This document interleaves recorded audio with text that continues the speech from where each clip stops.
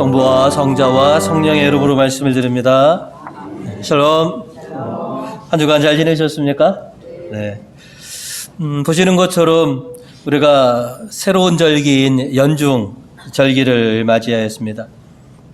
연중의 색깔이 녹색은 생명의 활력과 성장을 상징합니다. 우리가 연중 절기를 맞이하게 된 것은 우리들의 신앙이 연중 절기를 통해서 생명과 활력이 넘치게 하기 위함입니다. 이제 연중 2주일을 맞이하신 우리 교우님들에게 주님의 은총과 평화가 가득하셔서 생명과 활력이 넘치시기를 주님의 이름으로 축원드립니다. 오늘은 부르심 받음이라고 하는 제목으로 말씀을 나누고자 합니다. 오늘 말씀을 통해서 저희가 첫 번째로 기억해야 될 것은 주님께서 부르셨다라고 하는 사실입니다. 오늘 성경의 말씀들은 부르심에 대해서 우리에게 전해주고 있습니다.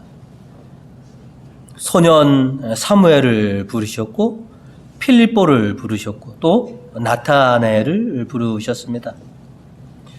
주님은 다양한 인생들을 또 다양한 방법을 통해서 그리고 각 사람마다 개별적으로 당신께서 부르셨다라고 하는 것이죠. 나와 다른 교우들을 어떻게 부르셨는가라고 하는 것도 중요하지만 그것보다 더 중요한 것은 내가 어떻게 부르심을 받고 다른 사람은 어떻게 부르심을 받았을까 보다 부름받은 내가 참 은혜를 간직하고 있느냐라고 하는 것이 더 중요하다라고 하는 사실입니다. 예수님께서 공생애를 시작하실 때 이스라엘은 참으로 암울한 시기였습니다. 그 암울한 시기를 은혜의 시기로 바꾸시고자 예수님께서는 공생애를 시작하셨고 또 제자들을 부르셨는데 오늘 복음은 그중 12제자 중에 하나인 필립보를 주님의 제자로 부르신 것에 대한 그런 이야기를 우리에게 전해주고 있습니다.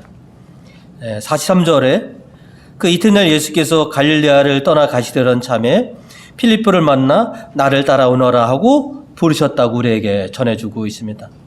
또 일독서는 소년 사무엘이 성전에서 주님을 섬기며 이렇게 살고 있다가 하나님의 부르심을 받았는데 사무엘이 하나님의 부르심을 받을 때도 이스라엘 또한 참으로 암울한 시기였다라고 하는 것이죠. 오늘 1절은 이렇게 전하고 있습니다. 소년 사무엘은 엘리 밑에서 야훼를 섬기고 있었다. 그때는 야훼께서 말씀도 자주 들려주지 않았고 계시를 보여주는 일도 드물었다. 암울한 시대를 살아가는 이스라엘 백성들을 위해서 그리고 정교적으로 굉장히 침체기를 맞이한 이스라엘 사람들에게 새로운 빛을 비추시고 새로운 시대를 맞이할 수 있도록 이렇게 사무엘을 부르시고 또 필립보를 부르시고 또 우리들을 부르셨다라고 하는 것입니다. 그래서 주님의 부르심을 받은 종들은 주님을 통해서 새로운 시대를 열어가야 할 그런 사명들을 받은 사람들이다라고 하는 것이죠. 우리가 살아가고 있는 지금 이 시대를 이렇게 보면요. 경기가 굉장히 어렵다라고 하는 게 벌써 한두 해가 아니죠. 그리고 여기저기에서 끊임없는 전쟁의 소식들도 수많은 고통받는 사람들의 이야기 또 안 좋은 소식들로 굉장히 많이 우리가 접하게 되는데요. 그만큼 우리가 살고 있는 시대가 이스라엘처럼 암울했던 그런 시대와 좀 많이 비슷하지 않은가. 그리고 우리가 코로나 시대를 겪으면서 한국 교회의 교계들이 보통 한 30% 이하가 전부 다 이렇게 줄어들었다라고 하는 어떻게 보면 종교적인 침체기를 우리가 또 맞고 있는 그런 비슷한 상황이기도 합니다.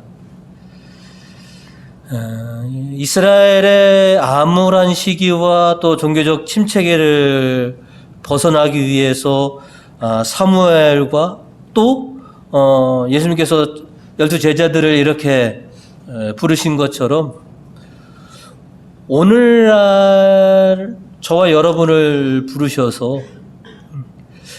이런 그 시기에서 또 새로운 시대로 변화하고 전환하는 그런 일꾼들로 우리를 삼으신 것이 아닌가 하는 생각들을 우리가 해보게 됩니다. 주님은 수천 년 전에도 당신의 사람들을 부르셨고 또 오늘날에도 주님께서는 계속 부르시고 계십니다. 그리고 우리들은 주님의 부르심에 응답하였습니다.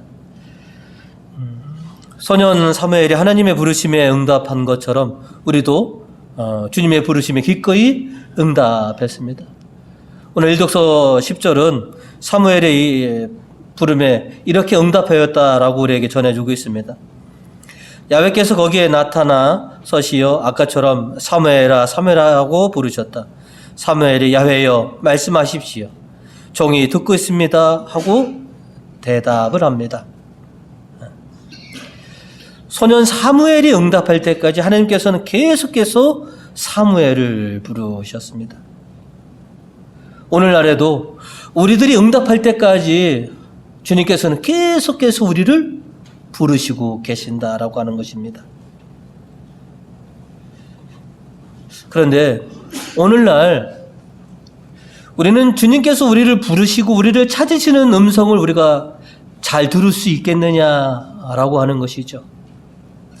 세상의 분주함과 번잡함 때문에 혹시 나를 부르시는 주님의 음성을 내가 못 듣고 계속해서 그냥 지나치고 있는 것은 아닌가 하는 생각을 또한 해보기도 합니다. 주님은 우리가 응답할 때까지 계속해서 부르십니다. 그래서 우리는 이 분잡하고 또 복잡한 이 세상 속에서 주님의 음성을 좀 구별할 수 있는 그런 마음의 상태를 우리가 갖춰야 됩니다. 그래서 우리가 조용히 묵상을 하거나 또 피정을 하고 하는 그런 이유들이 이 시끄러움을 떠나서 조용하게 하나님의 나를 찾으시는 그 음성을 듣고자 하는 그런 신앙의 그런 모습들이기도 합니다. 이제 2024년 오늘 이제 둘째 주죠.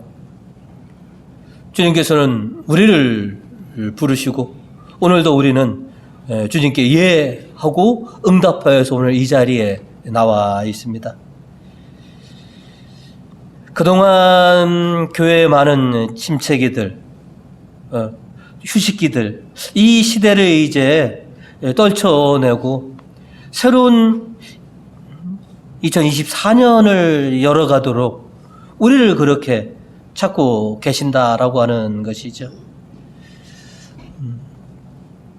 이제 주님과 더불어 또 주님의 부르심에 응답한 대로 힘차게 새해를 좀 설계하고 또 참 신앙으로 이 새해를 열어가는 우리의 삶들이 되어야 되겠다라고 하는 것이죠. 코로나 3년 우리가 많이 쉬었지 않습니까? 많이 움츠려들고 이제는 코로나가 끝났다라고 하는 그런 종임이 쳐졌죠. 그래서 보통 우리가 3년 기간인데 3년 동안 우리가 움츠러 있고 또 쉬고 있었던 그 신앙들을 다시 살려서 힘찬 그런 신앙의 여정을 우리가 시작하는 그런 삶이 되어야 되겠다라고 하는 것이죠. 여러분도 일하다가 잠깐 쉰다고 하는 것은 좋은 일입니다. 하지만 너무 많이 쉬면 다시 일어날 엄두가 안 나기도 합니다. 어떻게 다시 하지라고 하는.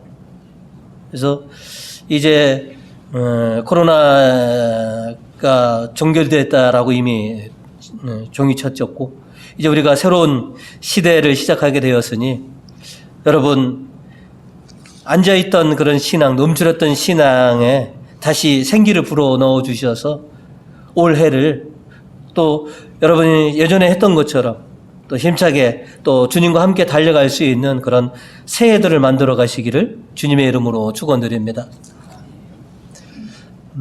오늘 말씀을 통해서 저희가 두 번째로 기억하는 것은 경건하게 살아가라라고 하는 것입니다. 우리는 주님의 부르심에 응답하여서 하나님의 자녀, 주님의 제자가 되었습니다. 하나님의 자녀요, 주님의 제자가 된 것은 하나님의 강압에 의해서가 아닙니다. 하나님께서 우리에게 주신 자유의지를 통해서 우리는 기꺼이 주님의 부르심에 응답하였고 주님의 길을 이제 걸어가겠습니다 라고 이렇게 선택을 하였습니다. 그 길이 참으로 올바른 길이기 때문에 우리는 하나님께 주신 이 자유의지를 통해서 그렇게 참으로 올바른 선택을 하게 되는 것이죠. 바오로 사도는 오늘 이독서 12절로 우리에게 이렇게 말씀하고 있습니다. 누구나 나는 무슨 일을 할 자유가 있다고 말할 수 있습니다. 그러나 무슨 일이든지 해서 다 유익한 것은 아닙니다. 이렇게 전해주고 있습니다. 그러니까 내가 모든 일을 다 할 수는 있습니다. 내 자유로. 하지만 그것이 다 옳은 일일 수는 없습니다.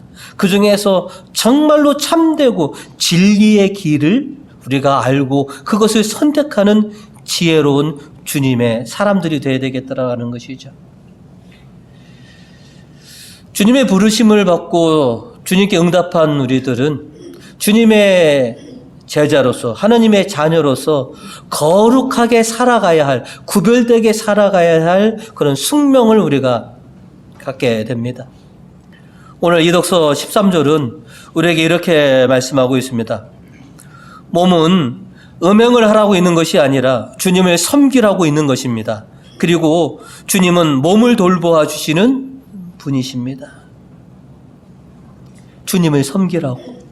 주님을 섬긴다는 게 뭐냐면 주님의 뜻대로 우리가 구별되고 거룩하게 살아가는 하나님의 자녀, 예수님의 제자로서 살아가라라고 하는 것이죠. 소년 사무엘이 엄마 젖을 떼고부터 이제 그 주님의 성전에서 살았다라고 했는데요. 어려서부터 주님의 성전에서 살았기 때문에 그가 경건하다, 경건할 것이다 라고 단언할 수는 없습니다. 성전에 산다고 다 경건한 것은 아니기 때문에 그렇습니다.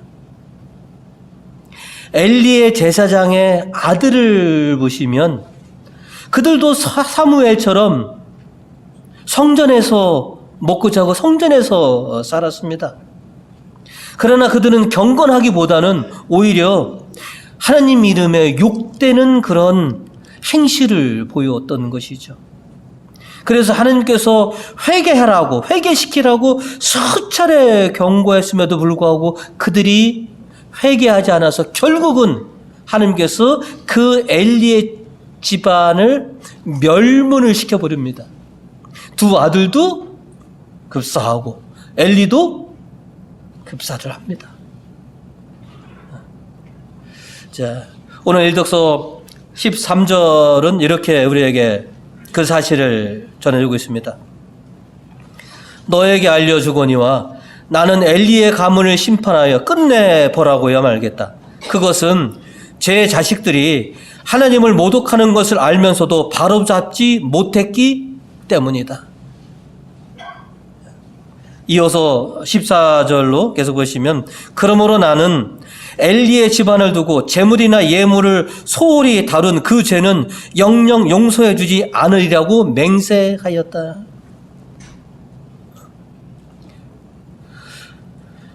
성전에 있으면서도 거룩하게 살아가는 것이 아니라 하나님의 이름을 욕되게 하고 하나님을 가볍게 여겼기 때문에 그래서 결국 엘리의 가문은 멸문에 처해지고 말았다라는 것이죠. 사무엘도 성전에 살았고 엘리의 두 아들도 성전에 살았는데 엘리의 자식들은 하나님을 기만하고 하나님을 가볍게 여겼는데 사무엘은 하나님을 경외하면서 하나님을 잘 섬기는 그런 신앙의 모습을 보여줬기 때문에 하나님께서는 그를 이스라엘의 예언자로 그렇게 점찍으셨고 그렇게 키워내셨다라고 하는 것이죠. 성전에 살면서도 하나님의 뜻대로 거룩하게 살아가는 모습을 보여준 사무엘인 것이죠. 또 오늘 복음에서도 보시면 예수님께서 나타나엘을 칭찬하십니다. 예수님께서 칭찬하신 분이 그저 복음에 과연 몇 사람이나 됩니까? 아주 손가락에 꼽을 정도입니다. 예수님께서 나타나엘을 칭찬하신 것은 이스라엘 사람 중에 몇 안 되는 경건한 삶을 나타나엘이 그렇게 살아왔기 때문에 그런 것이죠. 오늘 복음 47절로 이렇게 우리에게 전해주고 있습니다. 예수께서는 나타나엘이 가까이 오는 것을 보고 이 사람이야말로 정말 이스라엘 사람이다. 그에게는 거짓이 조금도 없다 하고 말씀하셨습니다. 예수님이 칭찬하시는 이스라엘 사람 중에서 참 거짓 없고 경건하게 살아가는 몇 안 되는 사람. 그만큼 나타나엘은 참으로 경건하게 살아왔다는 것이죠. 아무리 세상이 암울하고 또 신앙이 침체기어더라도 그저 하나님만 바라보고 거룩하게 살아가는 사람들이 존재하고 있었다라고 하는 사실인 것이죠. 오늘날 주님께서 우리를 부르시고 우리는 그 부르심에 응답하였습니다. 주님께서는 우리가 당신의 부름받은 사람으로서 거룩한 그런 삶을 살아가기를 바라시고 또 주님뿐만이 아니라 세상의 사람들도 우리가 그들과는 좀 구별된 삶을 살아가기를 믿지 않는 사람들도 우리에게 바람이 그거지 않습니까? 믿는 사람들은 예수님을 섬기는 사람들은 우리하고 달라도 좀 닮아야 되는 것이 아니고 이것이 세상 사람들이 우리에게 바라보는 삶인 것이죠. 좀 우리하고 좀 달라야 된다. 주님은 내 자녀라면 예수님의 제자라면 경건하게 살아가야 된다. 이것이 우리가 살아가야 될 그런 삶의 모습이기도 합니다. 주님께서 바라시고 또 세상 사람들도 그렇게 바라는 것처럼 우리가 경건하게 살아갈 수 있는 또 그렇게 경건한 삶을 살아갈 수 있도록 열심으로 노력하는 우리 교우님 되시길 간절히 바라겠습니다. 그리고 경건하게 살아간다라고 하는 것은 주님을 위해서 헌신하고 주님께 순종하는 그런 삶을 또 말하기도 합니다. 바오로 사도는 우리가 주님과 하나 되어서 주님께 헌신하고 순종하는 그런 태도를 가져야 된다라고 오늘 17절로 우리에게 이렇게 말씀하고 있습니다. 주님과 합하는 사람은 주님과 영적으로 하나가 됩니다. 주님과 하나 되기 위해서는 우리가 깨끗한 마음, 거룩한 그런 삶의 자세를 가지고 있어야지만이 비로소 우리 주님과 비로소 하나가 됩니다. 또 20절로 우리에게 이렇게 전해주고 있습니다. 하나님께서 값을 치르시고 여러분의 몸을 사셨습니다. 그러므로 여러분은 자기 몸으로 하나님의 영광을 드러내십시오 라고 이렇게 말하고 있습니다. 우리를 값을 치르고 사셨다. 그리고 우리에게 새로운 이름을 지어주셨다. 우리가 너무나 잘 아는 것처럼 예수님께서 십자가에서 왜 죽으셨습니까? 당신의 죽으심으로 우리를 사셨던 거 아니겠습니까? 우리의 목숨을 다시 생명을 주신 것이고, 우리가 새로 태어날 때 성부와 성자와 성령의 이름으로 우리에게 새 이름을 주시고 새 신분을 우리에게 주셨지 않습니까?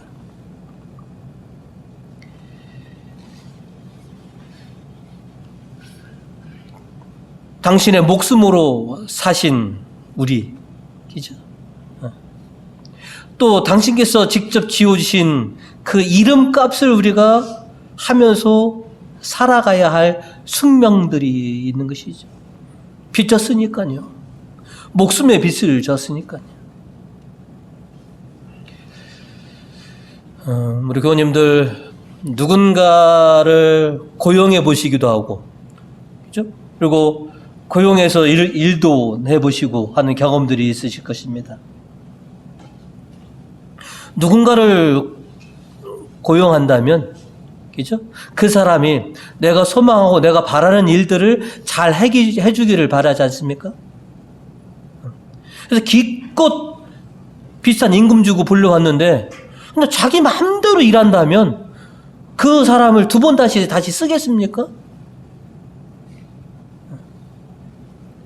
주님께서 우리를 사셨다면, 당신의 목숨을 내어놓으시고 우리에게 새 생명 우리를 사셨다면, 주님께서 우리에게 바라시는 것은 그래요, 네 마음대로 살아봐라 라고 하는 것이 아니라 당신 뜻대로 살아가 주기를 그렇게 바라시고 계시고, 그렇게 살아가는 것이 우리에게 이 영적인 새 이름을 주는 그 이름값을 하며 우리가 살아가는 것이 아니겠느냐 하는 것이죠.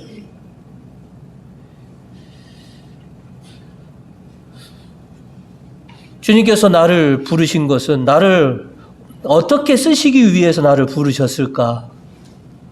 내가 어디에 어떻게 쓰여져야지만이 가장 값지고 정말로 이름값 하는 그런 삶일까 하는 생각을 또 해보게 됩니다. 기왕 사는 인생, 정말로 값지고 정말로 좀 이름값 하는 그런 인생을 살아가기를 우리가 다 소망하지 않습니까? 어떻게 살아야, 어디에 쓰여져야지만이 내가 가장 값진 인생을 살아가게 되는 것이냐, 그것을 주님께서는 우리가 깨닫기를 바라시고 계십니다. 물론 거기에도 자유의지가 있습니다. 하지만 주님의 바라심은 그것입니다. 당신과 함께 살아가자. 당신의 뜻을 받들어서 살아가 주기를 그렇게 소망하고 계십니다. 이제 주님의 부르심에 응답한 저와 여러분입니다. 주님을 위해서 쓰여질 때, 그리고 주님께서 세우신 이 몸된 교회를 위해서 쓰여질 때 우리의 신명이 그때 비로소 빛을 발하지 않겠습니까?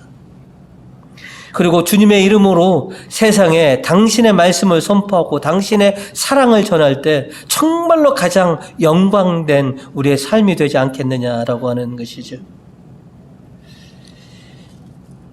이제 2024년 이제 둘째 주를 저희가 맞이하고 있으니까 올해를, 그죠? 가장 값지고 빛나는 해로 그렇게 살아가 주시고, 또 여러분이 계속해서 이제 신앙으로 변화되고 성장하고 성숙하여서 정말로 풍성한 신앙의 결실들, 또 세상의 결실들을 맺어갈 수 있는 그런 주님의 참된 제자들이 되시기를 주님의 이름으로 축원드립니다.